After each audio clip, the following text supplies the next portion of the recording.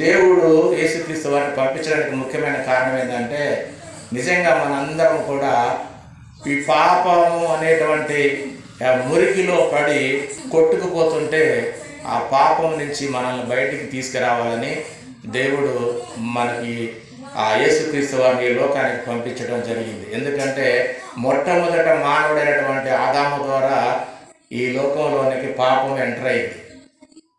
ఆ పాపము ఆయన ఏ విధంగా పాపంలో పడ్డాడు అంటే ఆజ్ఞను అతిక్రమించి దేవుడు చెప్పిన మాటలను అతిక్రమించి ఆయన ఎలాగైతే పాపంలోకి వెళ్ళాడో అలాగే లోకంలో ఉన్న మనుషులందరూ కూడా దేవుడు చేయమన్నది చేయకుండా ఆయన మాటలను అతిక్రమించి అందరూ పాపములోకి వెళ్ళిపోతున్నారు. అందువలన ఒక మనుషుల నుంచి పాపము ఈ లోకంలోకి వచ్చింది.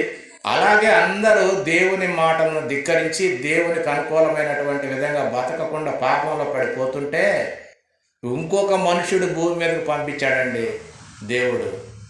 ఆ మనుషుడే ప్రభు అయినటువంటి యేసుక్రీస్తు వారు. మనం పాపంలో పడి కొట్టుకుపోతూ ఉంటే దేవుడు తన సొంత కుమారుణ్ణి ఆయనకు ఒక దేహాన్నిచ్చి ఒక శరీరాన్నిచ్చి, నా పిల్లలందరూ పాపంలో పడిపోతున్నారయ్యా, వాళ్ళని ఎన్ని విధాలుగా కాపాడాలన్నా కూడా వాళ్ళు వింటలేదు, కనీసం నిన్నన్న పంపిస్తే నిన్నన్న గౌరవిస్తారేమో, నిన్నైనా ప్రేమిస్తారేమో, నువ్వు చెప్పిన ప్రకారంగా నడుస్తారేమో అని చెప్పి దేవుడు మనల్ని అందరినీ ప్రేమించి మన కొరకు తన అద్వితీయ కుమారుని లోకములోనికి పంపించి ఆయన ద్వారా మన పాప రోత జీవితాన్ని తెలియజేసి ఆ పాప జీవితానికి మూల్యముగా, అయ్యలారా మీకు ఇదిగో ఇవి అన్నీ చేశారు కాబట్టి ఇది మీకు నరక శిక్ష, దీన్ని తప్పించుకోవాలంటే ఇదిగో నేను చెప్పిన విధంగా మీరు ఇలా జీవించాలి అని చెప్పి ఆయన ద్వారా అన్ని విషయాలు చెప్పిస్తే మనకు అర్థం కావట్లేదు. దేవుడు మనం చేసిన పాపాన్ని మనమే భరించలేమని మనల్ని ప్రేమిస్తున్నటువంటి దేవుడు మనము చేసినటువంటి పాపానికి, మనం చేసినటువంటి ఆజ్ఞ అతిక్రమానికి దేవుడు తన కుమారుడైన క్రీస్తు మీద మోపాడండి. అందుకొరకే ఆ ఏదైతే ఆయన మీద మోపాడో భారం, ఆ భారాన్ని భరించడానికే పాప భారం, ఈ లోకంలో ఉన్న మనుషులందరూ పాపం చేసి ఆ పాప భారంలో మునిగి తేలుతూ ఉంటే వారిని ఆ పాపంలో నుంచి బయటికి తీసుకొచ్చి వాళ్ళని పరిశుద్ధంగా మార్చి దేవుడైనటువంటి తండ్రికి అప్పగించాలన్నది యేసుక్రీస్తు వారు వచ్చినటువంటి రాకడకు ముఖ్య ఉద్దేశం. అందుకనే ఆయన ఈ లోకానికి వచ్చాడు. ఆ విషయం మనం అసలు పట్టించుకునే పరిస్థితే లేదు. ఆ దేవుని ప్రేమ అండేది. ఎందుకంటే మనకు పౌలు గారు కొరింథీయులకు రాసినటువంటి మొదటి పత్రిక 15వ అధ్యాయము 21వ వచనంలో ఏమున్నదంటే, మనుషుని ద్వారా మరణము వచ్చెను కనుక మనుషుని ద్వారానే మృతుల పునరుత్థానము కలిగెను. ఒక మనుషుని ద్వారా మరణం వచ్చింది. ఎవరండి ఈ మనిషి? మొట్టమొదట ఆదాము ద్వారా ఏమొచ్చిందట? మరణం వచ్చింది. ఎలా? ఆయన ఆజ్ఞను అతిక్రమించి దేవుడు చేయొద్దన్న పని చేసి మరణాన్ని తెచ్చుకున్నాడు ఆయన. అలాగే మనుషుని ద్వారానే మరలా పునరుత్థానం కలిగింది, దేవుని ద్వారా కాదు. మనకు అర్థం కాక యేసుక్రీస్తుని దేవుడు అంటున్నాం, కానీ దేవుడు ఏమంటాడంటే మనిషి చేసిన పాపానికి మనిషే బలి కావాలి. ఇది న్యాయం. మనిషి చేసిన పాపానికి దేవుడు బలి కాడు. దేవుడు బలి అయితే ఇంక దేవునికి మనిషికి తేడా ఏముందండి? ఆయన దేవుడు కాబట్టి ఏదైనా చేయగలడు అన్నది. ఎందుకంటే ఇక్కడ మనిషే తప్ప దేవుడు అనుకుంటే మాత్రం నిజంగా చాలా ఆజ్ఞ అతిక్రమమే ఇది కూడా. ఏమంటున్నాడంటే మనుషుని ద్వారా మరణం వచ్చింది కనుక మనుషుని ద్వారానే మృతుల పునరుత్థానము కలిగెను. అంటే మనుషుల ద్వారానే మరలా పునరుత్థానం అంటే జీవం కూడా కలగాలి. మరణం ఏ విధంగా మనిషి ద్వారా వచ్చిందో అలాగే మనిషి ద్వారానే మరలా జీవం కూడా రావాలి. ఇది దేవుడు రూలు, దేవుడు పెట్టినటువంటి క్రమం. ఈ క్రమం మనకు ఎందుకు అర్థం కాదంటే బైబిల్ చదవము. మనుషుని ద్వారా మరణం వచ్చింది కనుక మనుషుని ద్వారానే మృతుల పునరుత్థానము కలిగెను అంటున్నాడు. ఎట్లా? ఆదామునందు అందరూ మృతి పొందుచున్నారు. ఆదామునందంటే ఆదాము పాపము చేసి మరణాన్ని తెచ్చుకున్నాడు కాబట్టి అందరూ ఆయన ద్వారా ఆయనలాగానే ఏదో ఒక పాపం చేసి మరణిస్తున్నారు అన్న సంగతి ఇక్కడ చెప్తున్నాడు.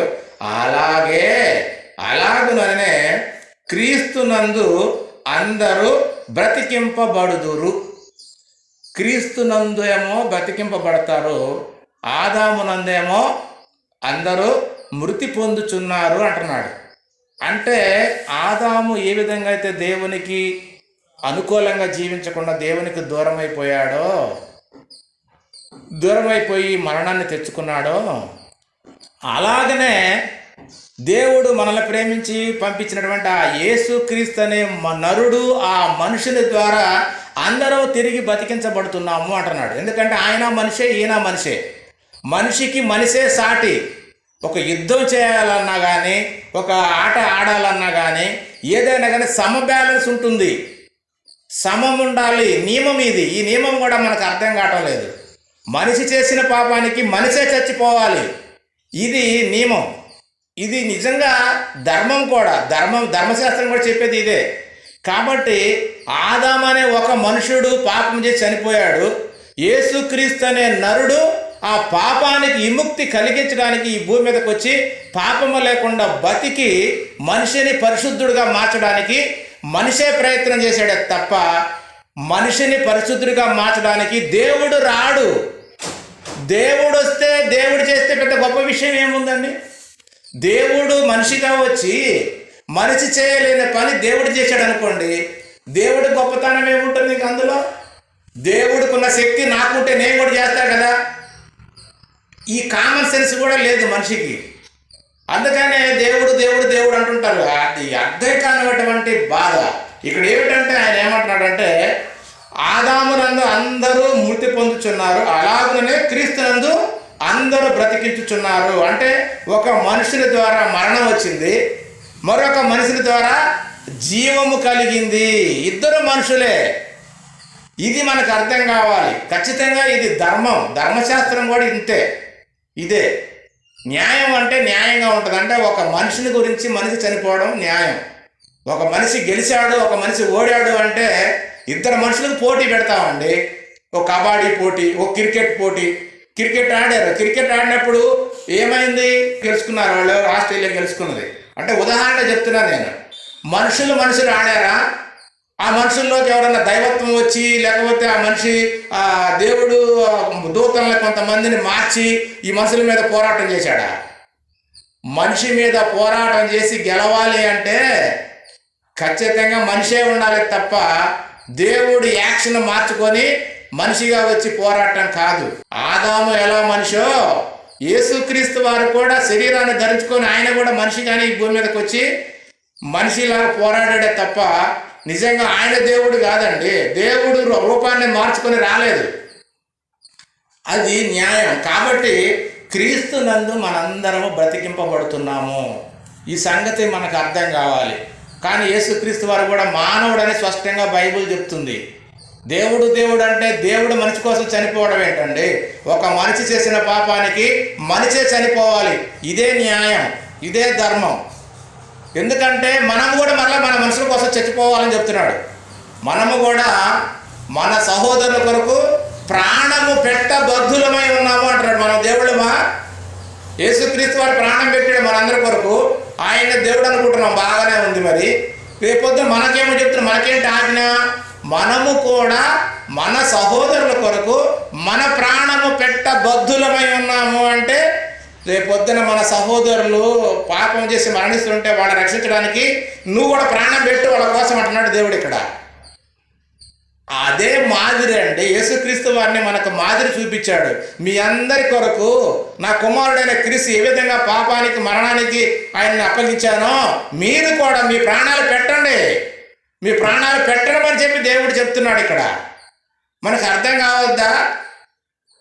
దేవుడు ప్రాణం పెడితే మనం కూడా దేవుడమా? బట్ మన సహోదరు కోసం మనం చచ్చిపోవాలన్నాడు దేవుడు. మరి నువ్వు కూడా దేవుడివేనా? కాబట్టి యేసుక్రీస్తు వారిని మనిషిగా దేవుడే పంపించాడు. ఆయన కుమారుడండి. ఆయన కుమారుడికి శరీరం ఇచ్చి ఈ లోకానికి పంపించి మనలందరి కొరకు ఆయన ప్రాణాన్ని శిలువలో పెట్టించాడండి. మరణించిన తర్వాత 3వ దినాన తిరిగి దేవుని చేత లేపబడ్డాడు. దేవుడు యేసుక్రీస్తు వారు నేను లేచిన అనే మాట కూడా ఉంటుంది. లేచెను అంటే లేవడానికి అధికారం అనుగ్రహించిన వాడు దేవుడు. సమస్తము నా తండ్రి చేత నాకు ఆజ్ఞ అయినది, నాకు అధికారం ఇవ్వబడింది.